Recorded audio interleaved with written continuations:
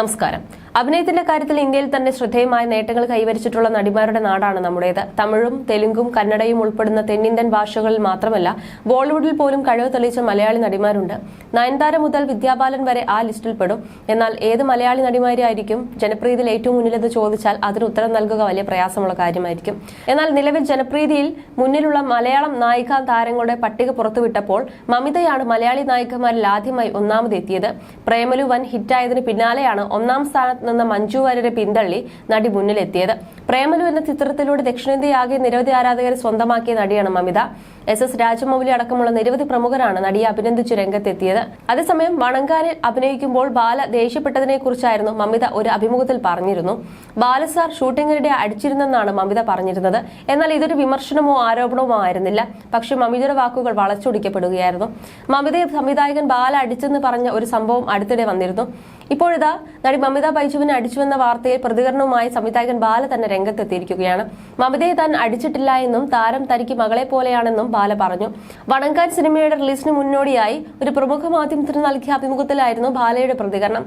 വണങ്കാൻ സിനിമയുടെ സെറ്റിൽ വെച്ച് ബാല മമിത ബൈജുവിനെ അടിച്ചുവെന്ന തരത്തിൽ റിപ്പോർട്ടുകൾ പുറത്തു വന്നിരുന്നു. ഇതിലാണ് സംവിധായകന്റെ വിശദീകരണം. എന്റെ മകളെ പോലെയാണ് മമിത. അവളെ ഞാൻ അടിക്കുമോ?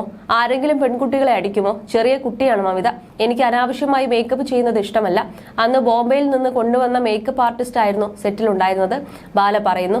മമിതയ്ക്ക് അന്ന് ഷോട്ട് ഇല്ലായിരുന്നുവെന്നും വെറുതെ ഇരിക്കുകയായിരുന്നുവെന്നും ബാല പറഞ്ഞു. അതിനിടെ തന്റെ ഇഷ്ടാനിഷ്ടങ്ങൾ അറിയാതെ മേക്കപ്പ് ആർട്ടിസ്റ്റ് വന്ന് മമിതയെ മേക്കപ്പ് ചെയ്യുകയായിരുന്നു. മേക്കപ്പ് തനിക്ക് ഇഷ്ടമല്ല എന്നത് മമിത പറഞ്ഞതുമില്ല എന്നും ഷോട്ടിന് റെഡിയായി വിളിച്ചപ്പോൾ മേക്കപ്പ് ഇട്ടാണ് മമിത വന്നതെന്നും ബാല പറഞ്ഞു. ആരാണ് മേക്കപ്പ് ചെയ്തതെന്ന് ചോദിച്ച് അടിക്കുന്നത് പോലെ താൻ കൈ ഓങ്ങുകയായിരുന്നു എന്ന് ബാല കൂട്ടിച്ചേർത്തു. എന്നാൽ വാർത്ത വന്നപ്പോൾ ഞാൻ അടിച്ചു എന്ന തരത്തിലായി. യഥാർത്ഥത്തിൽ ഇതാണ് അവിടെ നടന്നത്, അദ്ദേഹം പറഞ്ഞു. മമിത തന്നെ നേരത്തെ ഇക്കാര്യത്തിൽ വിശദീകരണം നൽകിയതാണെന്നും താൻ അടിച്ചു എന്ന് മമിത പറഞ്ഞിട്ടില്ല എന്നും ബാല ചൂണ്ടിക്കാട്ടി.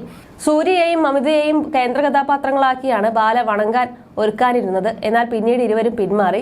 സൂര്യ പിന്മാറിയതിന് പിന്നാലെയാണ് മമിതയും പിന്മാറിയത്.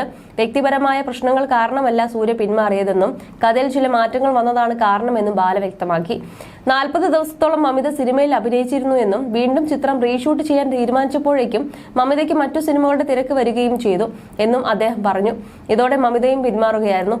സൂര്യയും മമിതയും പിന്മാറിയതോടെ വണങ്കാനിൽ അരുൺ വിജയും രോഷ്നി പ്രകാശുമാണ് നായികാനായകന്മാരായത്.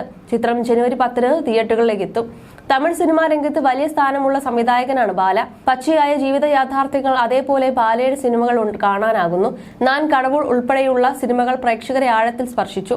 ബാലയുടെ സിനിമകളിൽ അഭിനയിക്കാൻ വലിയ അഭിനേതാക്കൾ ഉൾപ്പെടെ ആഗ്രഹിക്കുന്നുണ്ടെങ്കിലും ഒപ്പം പ്രവർത്തിക്കുക എളുപ്പമല്ലെന്നാണ് സിനിമാ ലോകത്തെ സംസാരം. മുൻകോപക്കാരനാണ് ബാല. താൻ ഉദ്ദേശിച്ച പെർഫോമൻസ് ഷോട്ടിൽ കിട്ടിയില്ലെങ്കിൽ ബാല ദേഷ്യപ്പെടും. തമിഴകത്ത് ബാലയ്ക്കുള്ള ഈ പ്രതിച്ഛായ പ്രേക്ഷകർക്കും അറിയാവുന്നതാണ്. അതിനാലാണ് നടി മമിത ബൈജു ബാലയെക്കുറിച്ച് പറഞ്ഞ വാക്കുകൾ ചർച്ചയായത്. നിലവിൽ അരുൺ വിജയാണ് വണങ്കാനിൽ സൂര്യയ്ക്ക് പകരം നായകനാകുന്നത്. ജനുവരി 10 ചിത്രം റിലീസ് ചെയ്യും. ചിത്രത്തിന്റെ കോ പ്രൊഡ്യൂസർ കൂടിയാണ് ബാല. മറുവശത്ത് മമിതയ്ക്ക് തമിഴകത്ത് തിരക്കേറുകയാണ്. വിജയ്ക്കൊപ്പമാണ് നടിയുടെ അടുത്ത സിനിമ. H. വിനോദ് സംവിധാനം ചെയ്യുന്ന ചിത്രത്തിന്റെ പേര് പ്രഖ്യാപിച്ചിട്ടില്ല.